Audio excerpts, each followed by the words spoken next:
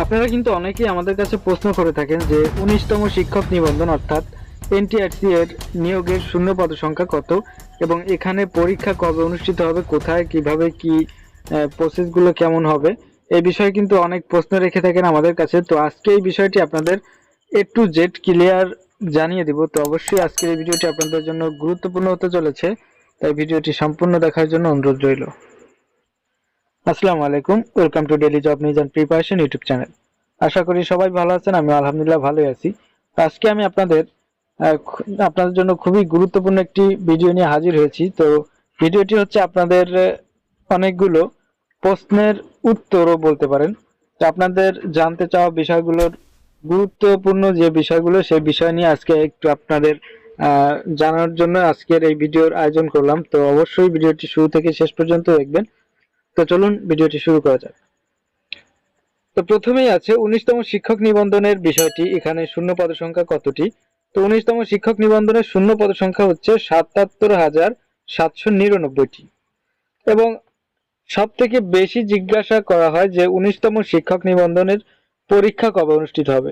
তো এখন পর্যন্ত আমরা যে নোটিশগুলো হাতে পেয়েছি তার মধ্যে সব থেকে গ্রহণযোগ্য এবং সম্ভাব্য যে তারিখ, সেটি হচ্ছে ঈদুল আজহার পরে পরীক্ষা অনুষ্ঠিত হওয়ার সম্ভাবনা রয়েছে। তো এই বিষয়টি কিন্তু এখনো অ্যাকুরেট কোনো তারিখ জানা যায়নি বা অফিসিয়াল ভাবে এখনো কোনো তারিখ প্রকাশ করেনি এনটিআরসিএ। তো এখন আমরা যদি চাই যে কোন পদে কতজন লোক নিয়োগ দেওয়া হবে, তো এই বিষয়টা আমাদের ইউটিউব চ্যানেলের পূর্বের আরেকটি ভিডিওতে অনেকেই কমেন্ট করেছে যে কোন পদে কতজন লোক নেওয়া হবে এবং কোথা থেকে কতজন লোক নেওয়া হবে। তো এই বিষয়টি আমি যদি আপনাদেরকে একটু দেখাই, তো বিষয়টি একটু দেখুন। সবচেয়ে বেশি শূন্যপদ সহকারী শিক্ষকের। তো এখানে যে সহকারী শিক্ষক পদের যে একটি পদ আছে, এই পদটিতে কিন্তু সব থেকে বেশি শূন্য পদ সংখ্যা থেকে থাকে। তো এই ১৯তম শিক্ষক নিবন্ধনের যে নিয়োগটি হয়েছে বা যে নিয়োগ বিজ্ঞপ্তিটি প্রকাশিত হয়েছিল, এখানে কিন্তু সব থেকে বেশি সহকারী শিক্ষক পদের শূন্য পদ সংখ্যা বেশি রয়েছে। তো এখানে সহকারী শিক্ষকের জন্য বরাদ্দ আছে ৪৪,৬৯১টি শূন্য পদ। ১৯তম শিক্ষক নিবন্ধন পরীক্ষার তারিখ এখনো নির্ধারণ করা হয়নি, তবে ঈদুল আজহার পরে পরীক্ষা অনুষ্ঠিত হতে পারে, জানিয়েছেন এনটিআরসিএ সূত্র। পদ অনুযায়ী শূন্য পদ সংখ্যা। তো এই বিষয়টিও কিন্তু অনেকে জানতে চেয়েছেন। তো যারা এই বিষয়টি নিয়ে খুবই উদ্বিগ্ন এবং চিন্তিত যে কোন পদের জন্য কতটি শূন্য পদ সংখ্যা রয়েছে, তো এই বিষয়টি একটু আপনাদের ক্লিয়ারলি আজকে বলে দিই। সে বিষয়টি হচ্ছে, ১ নম্বরে আমি রেখেছি সহকারী শিক্ষক। এখানে সহকারী শিক্ষক পদে শূন্য পদ সংখ্যা আছে ৪৪,৬৯১টি এবং সহকারী শিক্ষক ধর্ম নৈতিক শিক্ষা বিষয়ক, এখানে শূন্য পদ সংখ্যা আছে ৯২৮টি। ৩ নম্বর আছে সহকারী শিক্ষক শরীরচর্চা প্রশিক্ষক, এখানে শূন্য পদ সংখ্যা আছে ৪,০১৪টি। এরপর আছে সহকারী মৌলভী, এখানে শূন্য পদ সংখ্যা ১১,০৬৯টি। কম্পিউটার ব্যবহারিক নির্দেশক, এখানে শূন্য পদ সংখ্যা আছে ১২৯টি এবং ব্যবহারিক নির্দেশক পদে ১,৬১৬টি শূন্য পদ সংখ্যা রয়েছে এবং ইবতেদায়ী কারি এই পদে ২,৫৬৩টি শূন্য পদ সংখ্যা রয়েছে এবং ইবতেদায়ী মৌলভী ৬,১৬৬টি শূন্য পদ সংখ্যা রয়েছে এবং ইবতেদায়ী শিক্ষক এখানে ৪,৪৪৪টি শূন্য পদ সংখ্যা রয়েছে। তো এই ছিল এনটিআরসি এর মূল যে জিজ্ঞাসিত বিষয়গুলো, এই বিষয়গুলোর সব থেকে গুরুত্বপূর্ণ বিষয়। তো এরপরে আমি অন্য আরেকটি চাকরির নিয়োগ বিজ্ঞপ্তি এবং চাকরির প্রস্তুতিমূলক একটি বিষয়ের কিছু তথ্য আপনাদেরকে জানিয়ে দিতে যাচ্ছি আমাদের পূর্ববর্তী ভিডিওর কমেন্টস অনুযায়ী। তো এখানে আমরা কিছুদিন আগে একটি ভিডিও আপলোড করেছিলাম বাংলাদেশ পল্লী উন্নয়ন বোর্ডের একটি নিয়োগ বিজ্ঞপ্তি নিয়ে। তো এখানে আমাদের এক ভাই প্রশ্ন করেছিলেন কমেন্টে যে মাঠ সংগঠক পদের জন্য কি পাস হতে হবে। তো দেখুন, এখানে আমি বর্তমানে যে পেজটিতে আছি এটি হচ্ছে বাংলাদেশ পল্লী উন্নয়ন বোর্ডের নিয়োগ বিজ্ঞপ্তির মূল যে পেজ, সেই পেজটি। তো এখানে তারিখটা দেখুন ১৫ এপ্রিল ২০২৬। তো যাই হোক, আমি এখানে সবগুলো পদের নাম বলবো না, যেহেতু একজন জানতে চেয়েছে যে মাঠ সংগঠক পদের জন্য কি পাস হতে হবে। তো এই বিষয়টি হচ্ছে, এই নিয়োগ বিজ্ঞপ্তির মাঠ সংগঠক পদে 85টি শূন্যপদ সংখ্যা রয়েছে। এখানে বেতন গ্রেড হচ্ছে 14তম গ্রেড, 10,200 টাকা থেকে 24,680 টাকা হচ্ছে বেতন স্কেল।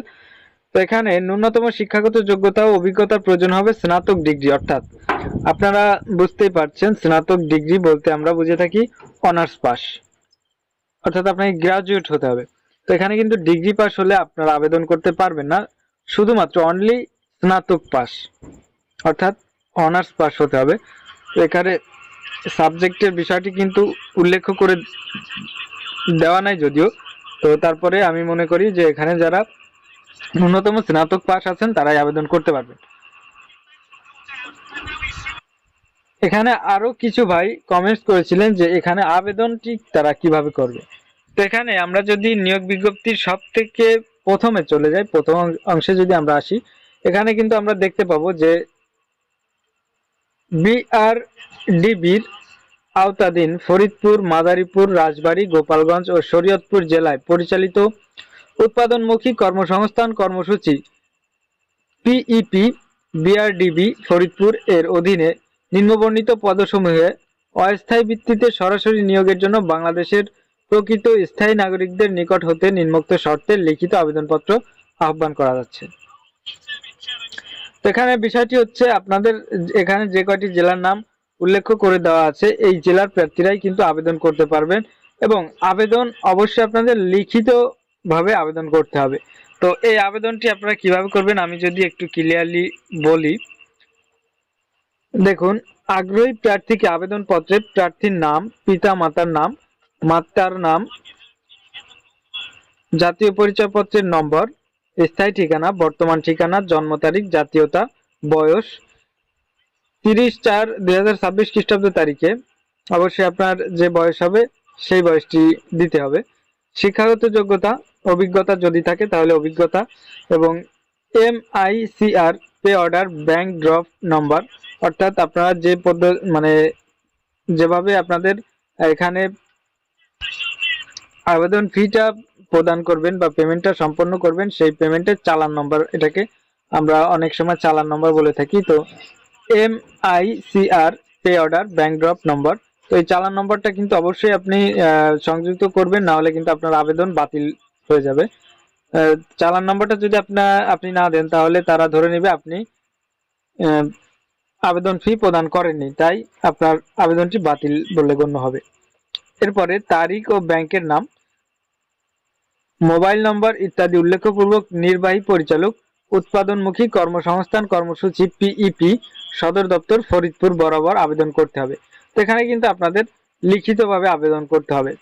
আবেদনপত্রের সাথে সদ্য তোলা 3 কপি পাসপোর্ট সাইজের ছবি, সকল শিক্ষাগত যোগ্যতা সনদপত্রের ফটোকপি, কম্পিউটার জ্ঞান সংক্রান্ত সনদপত্রের ফটোকপি, প্রযোজ্য ক্ষেত্রে ইউনিয়ন পরিষদ অথবা পৌরসভা অথবা সিটি কর্পোরেশন এর মেয়র কর্তৃক প্রদত্ত নাগরিকত্ব সনদের ফটোকপি, জন্ম সনদের অনলাইন কপি, জাতীয় পরিচয়পত্রের ফটোকপি, নিজ ঠিকানা সম্বলিত 10 টাকা ডাক টিকিট সমেত ফেরত খাম অবশ্যই সংযুক্ত করতে হবে।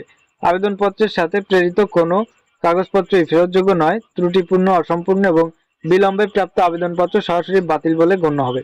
তো এখানে কিন্তু আপনাদের ডাকযোগে আবেদন প্রক্রিয়া সম্পন্ন করতে হবে। তো আরেকটি বিষয় হচ্ছে, কিছুদিন আগে 110টি পদে বাংলাদেশ নৌবাহিনীতে বেসামরিক নিয়োগ বিজ্ঞপ্তি প্রকাশিত হয়েছিল। তো আমাদের কিছু ভাইরা কিন্তু, আমি ভিডিওতে ক্লিয়ারলি বলেই দিয়েছিলাম যে আবেদনের শেষ এবং শুরু এবং শেষ তারিখ এবং বিস্তারিতভাবেই বলে দিয়েছি, কিন্তু তারপরেও তারা প্রশ্ন করেছিলেন যে এখানে আবেদনের শেষ তারিখ কবে। তো এখানে দেখুন, আবেদন শুরুর তারিখ হচ্ছে 13 এপ্রিল 2026 এবং আপনারা আবেদন করতে পারবেন 13 এপ্রিল থেকে, অর্থাৎ 13 এপ্রিল তো গত হয়ে গেছে সেহেতু এখন এই আবেদন প্রক্রিয়া চলমান রয়েছে। তো আপনারা আবেদন করতে পারবেন 6 মে 2026 তারিখ পর্যন্ত। তো যারা এখন পর্যন্ত আবেদন করেন নাই দ্রুত আবেদন প্রক্রিয়া সম্পন্ন করে ফেলবেন। এবং এক বোন আমাদের এখানে একটি প্রশ্ন করেছিলেন যে এখানে আবেদন করবেন কিভাবে। তো এখানে আমরা জানি অনলাইনে আবেদন করতে হলে টেলিটকের একটি অফিসিয়াল পেজে যে আমাদের কিন্তু আবেদন প্রক্রিয়া সম্পন্ন করতে হয়। তো এই পেজের লিঙ্কটি আমি এখানে দিয়ে রেখেছি, দেখুন। অ্যাপ্লাই করতে হলে আপনাদের https:/bndcp.teletalk.com.bd এই ওয়েবসাইটে যদি আপনারা প্রবেশ করেন এখানে কিন্তু যে আবেদন প্রক্রিয়াটি সম্পন্ন করতে পারবেন। তো ভিউয়ার্স, আজকের ভিডিওর মূল বিষয়বস্তু এই ছিল এবং আশা করি যাদের মনে সংশয় ছিল তাদের সংশয়টি দূর হয়ে যাবে। তো আজকের ভিডিও এ পর্যন্ত ছিল, দেখা হচ্ছে নতুন কোনো ভিডিওতে। সে পর্যন্ত সবাই ভালো থাকুন, সুস্থ থাকুন এবং এনটিআরসিএ এবং বাংলাদেশ নৌবাহিনী বা বাংলাদেশ পল্লী উন্নয়ন বোর্ডের নিয়োগ বিজ্ঞপ্তিতে যারা আবেদন করেছেন তারা যদি প্রস্তুতিমূলক ভিডিও পেতে চান বা এই বিষয়ে কোনো শর্ট সাজেশন সিলেবাস কিছু পেতে চান তাহলে অবশ্যই কমেন্টে জানাবেন। সে অনুযায়ী আমি ভিডিও তৈরি করার চেষ্টা করব ইনশাল্লাহ। তো ভিউয়ার্স, আজকের ভিডিও পর্যন্ত ছিল, দেখা হচ্ছে নতুন কোনো ভিডিওতে। সে পর্যন্ত সবাই ভালো থাকুন, সুস্থ থাকুন। আজকে এখানে আমি বিদায় নিচ্ছি। আল্লাহ হাফেজ, আসসালামু আলাইকুম।